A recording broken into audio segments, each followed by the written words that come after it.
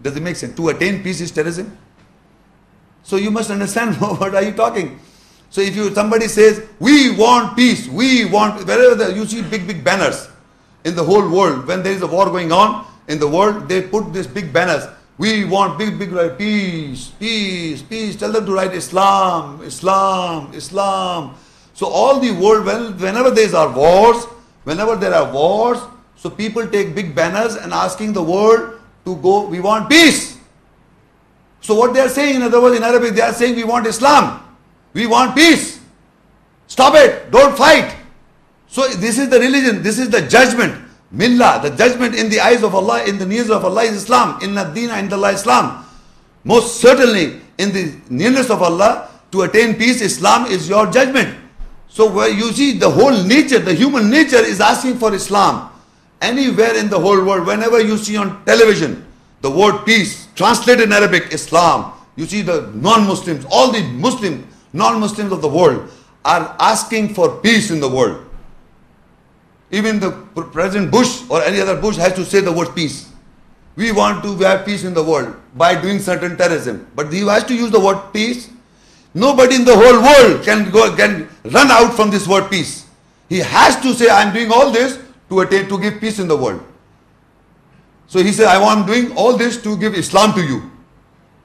Translate in English, in Arabic. When you don't trust, we translate the other way around. When you don't trust the Islam into English, when you say peace, I translate for you in English. In English. Like when they say we are bringing peace to the world, he's trying to say we are bringing Islam to the world. Say to these people, no, I don't use the word Islam. Don't use the word peace. There is no human being, I'm telling you, I challenge the whole mankind, there is not a person born in this planet Earth that he will always use peace in life. Because there's no argument or debate on to attain peace. So Allah is giving you the word, the nature of the word itself, that human beings are born in this planet to live in harmony and peace. The word peace. So the judgment in the eyes of Allah, in the nearness of Allah is peace. So, but the whole world is not translating, but they're using their word in English, peace. So you translate in Arabic then. So if you translate the word in Arabic, when it is not when they don't translate, you translate. And when they translate the word peace, you translate in Arabic. To tell them what are you saying.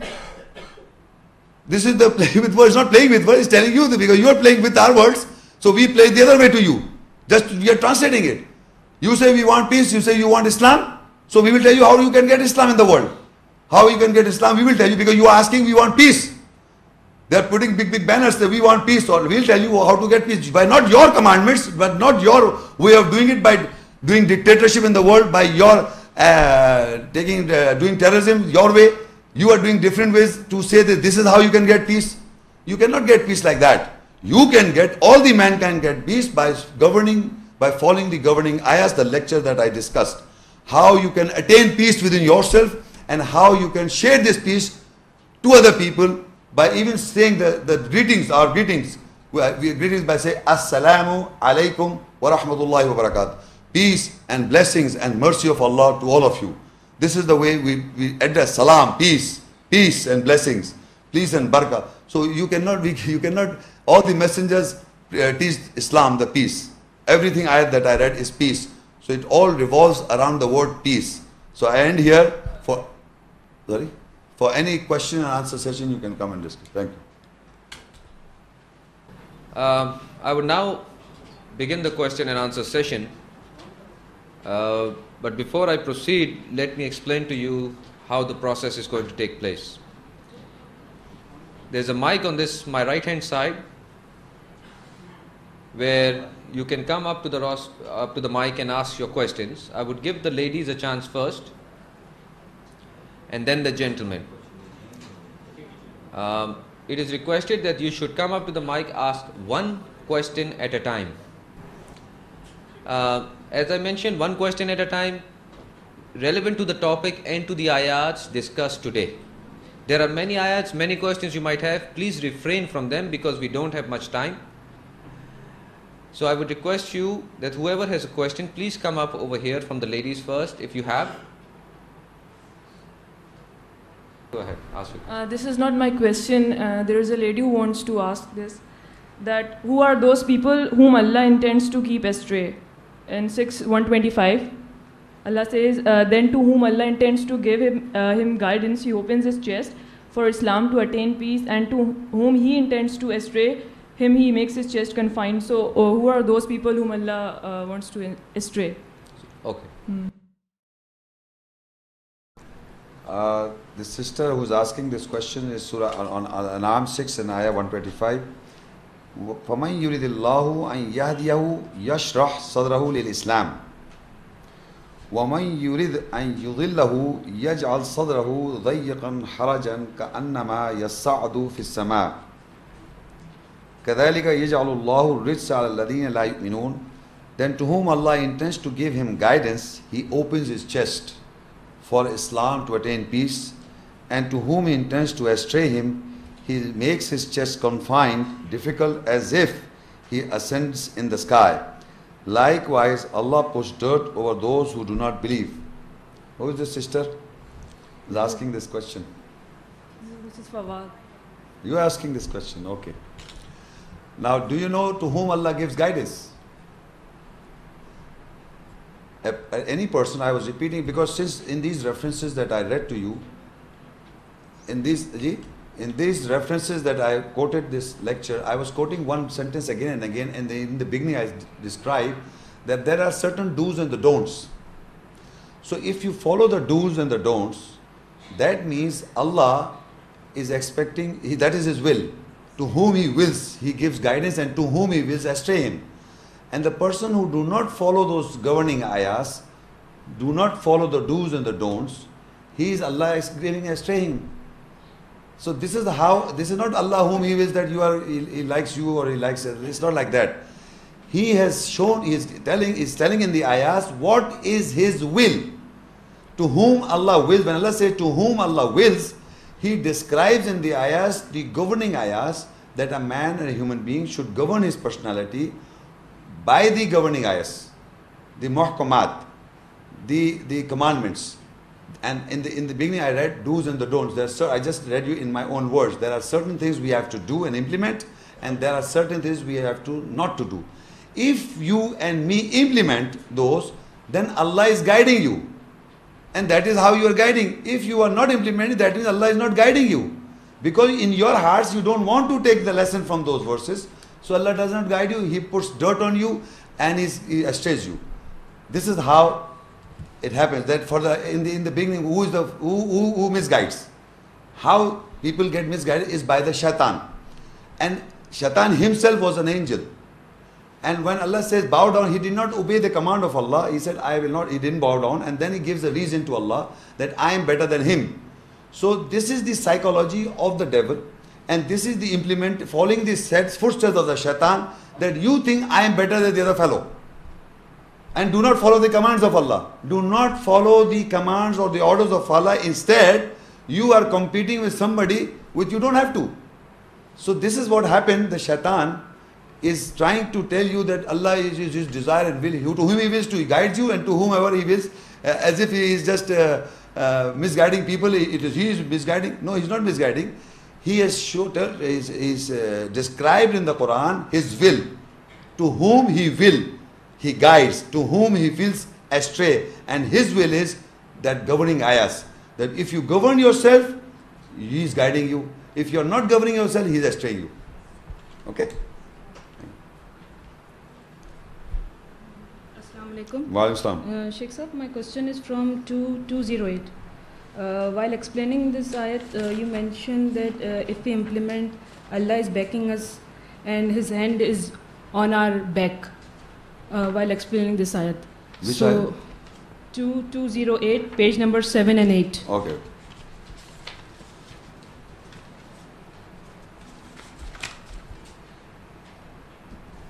Yes. Yes, so you mentioned if we implement, Allah is backing us and His hand is on our back. So how He is backing us, like in context of this ayat? No, in this ayat, I just said it by the understanding of the Quran. It's not in this particular ayah, it's not saying this. By other ayahs that I know that Allah's hand is upon your hand. Like which ayat?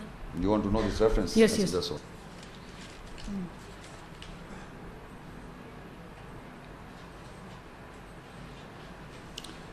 In this Surah Fatah 48, first I am telling you where Allah says His hand is over the believers.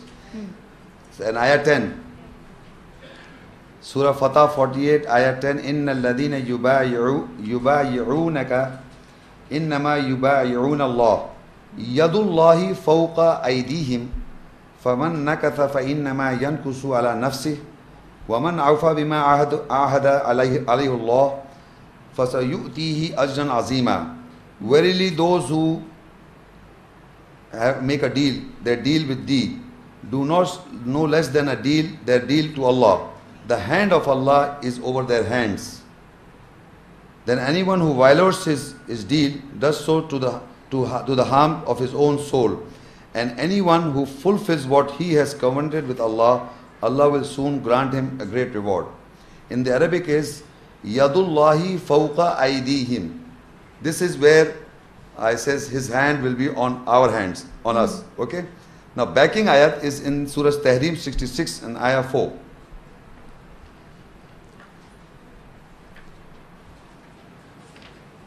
This context of this ayah in Tahreem 66 ayah 4. In tatuba ilallahi faqad sagat qulubukuma wa in tadahara alayhi فإن الله هو مولاه وجبريل والصالح المؤمنين والملائكة بعد ذلك ظهيرا. Now this is the context of the two pairs or the wives of the Prophet. This is the context of this ayah. I'm not going into the explanation of the context. I'm telling you where Allah says that He backs you. If you two is referring to this, the two are the Prophet's wives or pairs. If you two turn in repentance to Him, your hearts are indeed inclined. But if you back each other, those two pairs back each other against the messenger of the Prophet, truly Allah is his protector and Jibreel and every righteous mu'min and among those who believe, and furthermore the angels will back him up. In the Arabic is wal malaikatu ba'da dhalika dhahira. Dhahir is backing up. So if you are with Allah, so Allah backs you. Okay, thank you.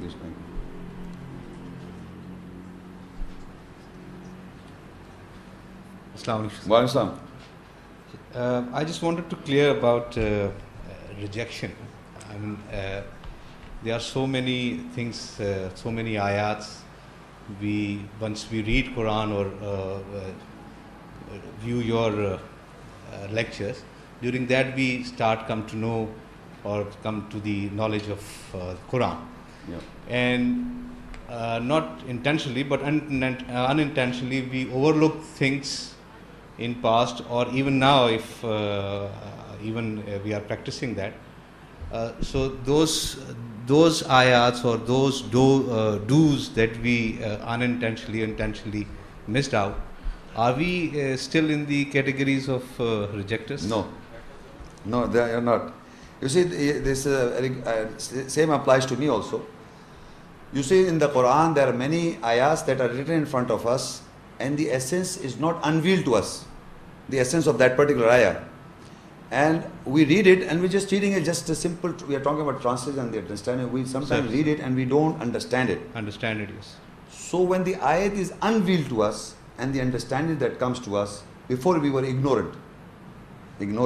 And after that, when the understanding comes to us, then we know. Then at that time we must implement. Then we must not think. You see, I will explain one ayat by one ayat. That Allah explained that in ignorance, if you do mistake, that is not a problem.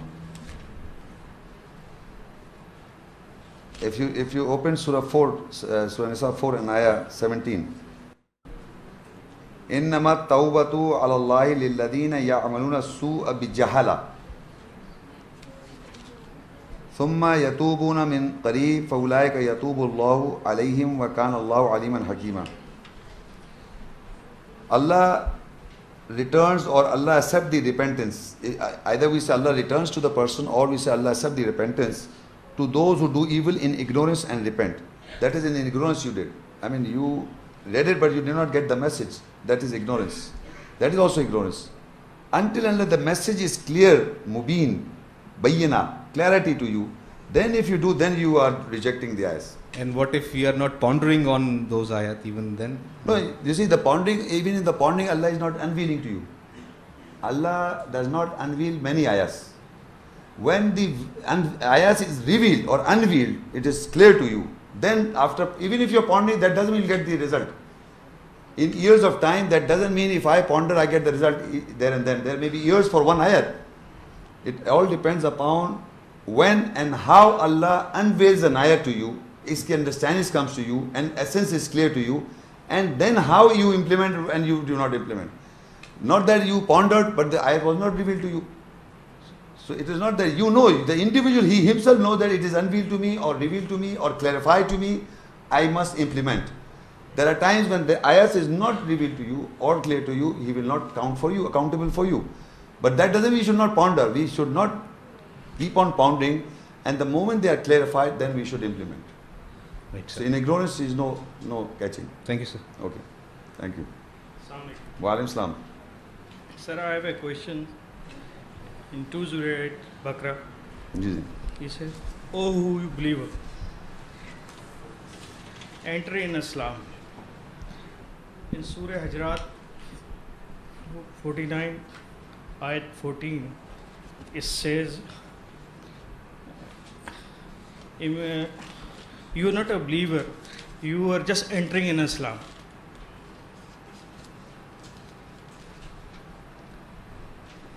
Sorry? That ayat, yes.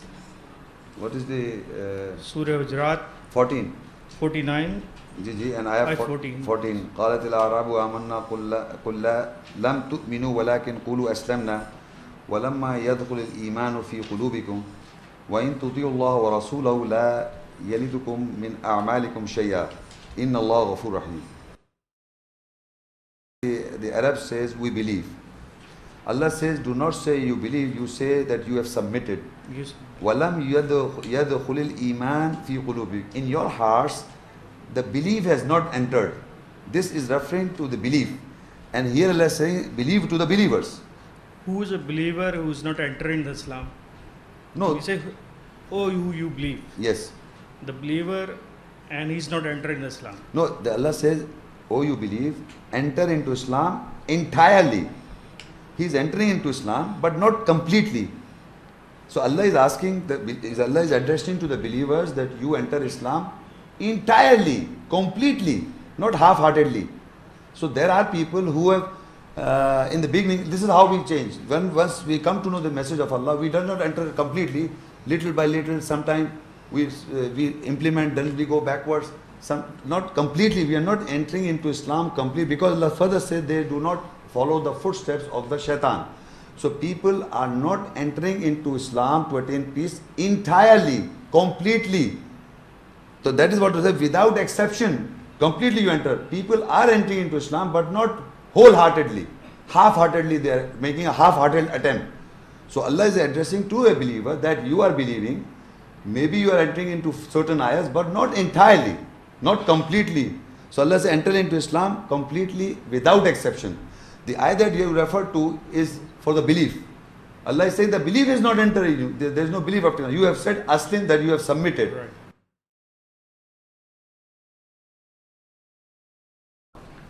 The second question is regarding chapter 6 and verse 54 on the same page. When it says, "And when they come to you who believe with our ayat signs, say salam. Your Lord has written mercy on himself. And among you who did bad in ignorance, then after that he repents, returns and correct, then surely he is of forgiving and merciful." Since I live in Canada, where I work or when I meet with other people, I personally don't say salam. So it just popped up in my mind that I was like doing an ignorant thing. Now I should be saying salam to the people whom Yeah. I'm working with, even they are not the Muslims. Yeah, if you meet, look, he will say, I went to Dubai. In the Muslim community, if you go, even the non-Muslims say Assalamu alaikum. Believe me. These non-Muslims who are living in Dubai, I just went to Dubai and met foreigners, they say Assalamu alaikum. You say Wa alaikum salam. He adopted the situation immediately when he came to Dubai in the Muslim world. So they are saying Assalamu alaikum, whether you believe, whether he doesn't know, he says Assalamu alaikum. So now you say good morning, good evening, good afternoon, or you can say good morning, Assalamu alaikum. You say peace be upon you.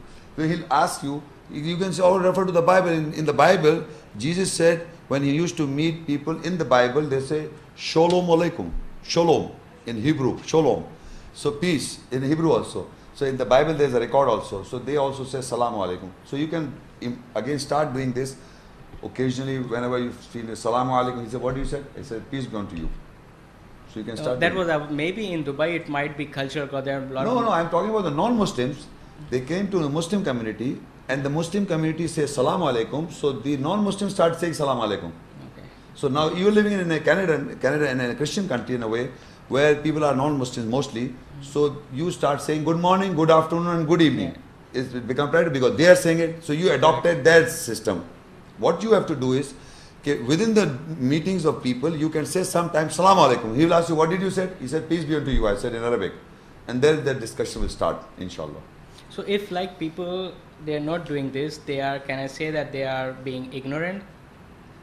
It says in the same ayat, because they're not practicing that thing. Yes, normally people do not practice this. Yeah. So this, now from the ayat you have come to, we have to say Salamu alaikum. If the person is ignorant and he's addressing you, Jahil, addressing, then you have to say to him also Salamu alaikum. Salam, you have to send this peace to everybody. This you must know. Okay. If nobody has questions. New question. Okay. Another question is in chapter 47, verse 35. Page number 9. 9 and 10.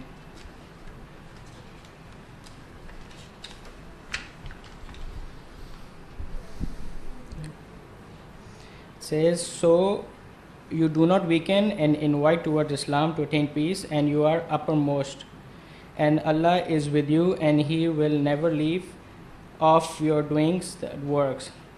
So my question is this, that like if we do not invite people towards Islam, meaning to attain peace, so we will get weak in the message. Sorry, what is your question? My question is that if we do not invite people towards Islam, that is to attain peace, so we will get weakened in the message or what? No, you are not inviting because you are weakening yourself. So by not inviting, we will get weak. Yes, Allah said, Fala tahinu, you are weakened. So I said, do not weaken, but invite. Fala tahinu, Arabic says, Fala tahinu, do not weaken. So do not weaken. Because you are not inviting, you are weakening yourself. So he said, you do not invite, you invite. Do not weaken, you invite. Fala tahinu wa tad'u ila al-silmi. You do not weaken and invite. So if you are not inviting, you are weakening yourself. That is the equivalent reaction to your personality. If you are attaining peace by following the verses of Allah, the ayahs of Allah, then you must invite. If you are not attaining peace, you will not invite, so you will weaken yourself. So Allah says, فَلَا تَهِنُوا وَتَدْعُوا إِلَى السِّلْمِ. Do not weaken, and invite towards Islam. So this is the training by Allah, so that you must share this peace to the people. One more question in chapter 3, verse 85. Like saying, and whosoever seeks a deen, that is judgment, other than Islam to attain peace, it will never be accepted from him, and then he will be from the lost ones. As you said in your lecture that the judgments, our judgment should be based on the ayats. My question is, if just in case any of our judgment is not based on ayats. Which is the page? Page number 11, sorry. Okay. Yes, if it's not, the judgment is not based on ayahs. Yeah, sometimes there are times in life when you take a decision which is not based on the ayat. Even though you know the Quran, but you do not know everything from the Quran. But yes. Situation comes when you fall into the situation and you take a decision which is not from the Quran. So what would be the status of that decision? You will not be in peace. You will not be in peace if you have ignorant, not deliberately. You may have taken a decision or a judgment which you did not consult the Quranic ayat, but you take a decision of your own knowledge. Correct. But that judgment was, if it was not aligned to the afterwards you came to the Quran was saying something else, you had taken a decision wrong. So in that context you will not have peace for that ayat, for that judgment. But suppose you did it in ignorance, but you in some back of the mind they had an ayat, but you take the right decision. Correct. Without knowing the Quranic ayat. So you took the judgment based on ayat unconsciously. So you'll be in peace. And that ayat will confirm you. But if you do not deliberately you don't do it, you will. The ayat is this: Allah will not accept any judgment other than Islam to attain peace. That's the principle. But if you do not, there are so many decisions we are making in life, knowingly and unknowingly. There are certain things you have to know, and if you know and you make a judgment, you will be in peace. And if you did not did it and it was not based on ayat, you will not be in peace. So intentionally, if I take a decision not based on the ayat, I will not get peace. Yes. But if I take a decision unconsciously, but when I came to know afterward it was in the ayat, so I will get peace. Of course, you will see, yes, I was getting the peace. You will realize that decision was right in the eyes of God. You have got conscience clear, you will be in peace of mind. This is the nature of the ayats. There are so many ayats we do not know. Believe me, there are so many people in the world, they do not know. Like I'll give you an example. There are, like for example, you cannot marry your sister. No book on this planet. I mean, any Christian reads a book and doesn't marry. Any Hindu reads a book and doesn't marry. He knows that he doesn't marry. He knows this. And there are people, the Quran says adultery and fornication, that's not allowed. So a person who, if he commits this, he's guilty. His guilt is there. The ayat unconsciously when you knew, I did it wrong. So there are certain things you already know it's in the book. You don't know it's in the Quran, but you are practicing those unconsciously. But the ayats that you come to know, then you don't do it, that is the peace you get. Okay. You see? So in other words, the person who doesn't know and he was practicing some good without knowing, you must be having peace in that aspect. The ones he is not practicing is he will have to amend. You have to correct. So he will not be peace. This is how you develop the peace within you.